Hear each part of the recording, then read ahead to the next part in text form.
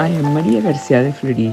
The solemnity of the Annunciation of the Lord on March 25th in the general calendar of the Church is celebrated 9 months before Christmas, and it falls this year on Holy Monday.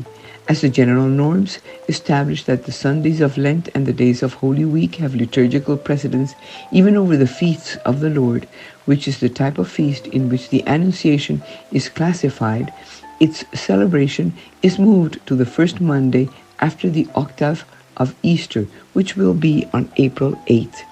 Let us keep in mind that since the Jews are guided by the lunar calendar, the Catholic Church wanted to commemorate the death of Jesus on the same day that the Gospels recounted, on the first full moon of spring, that is, between the month of March and April, which has meant that on Maundy Thursday, there is always a full moon. This day is the center of the liturgical year. Therefore, during these days of Holy Week, we can observe how the full moon is forming and getting a color of orange. On Holy Tuesday, Jesus continued teaching in Jerusalem, even telling the disciples that he would be crucified in 2 days.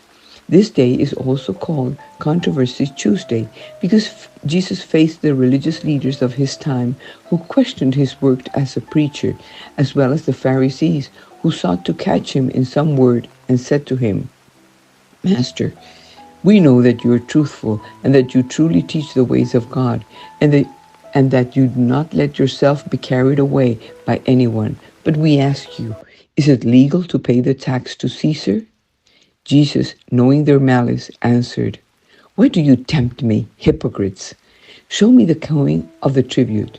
And they showed him a denarius. Jesus asked them, "Whose image and this inscription is this?" They answered, "Caesar." Then he said to them, "Render therefore to Caesar what is Caesar's, and to God what is God's." And the answer surprised them all.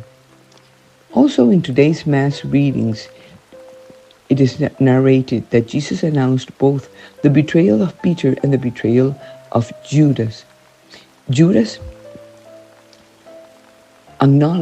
never acknowledged his betrayal before Jesus. He always tried to save his appearance.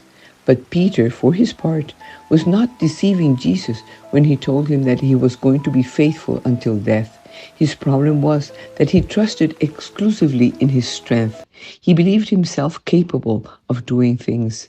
When he realized that he denied Christ twice before the rooster crowed, he experienced in his own flesh how little man can do without God's help. From then on, Peter put his weakness in the hands of Jesus and learned to trust in the goodness of God, in his divine plans, in his ways of doing things. Many times we think that God relies only on the good and conquering part of us, when in reality, most of his designs are carried out through and despite our weaknesses. Today, Holy Tuesday, let us reflect that having faith in God also includes believing that he can act even through our fears, our frailties, our weaknesses. And it teaches that in the midst of life's storms, we should not be afraid to give God the rudder of our boat, of our life.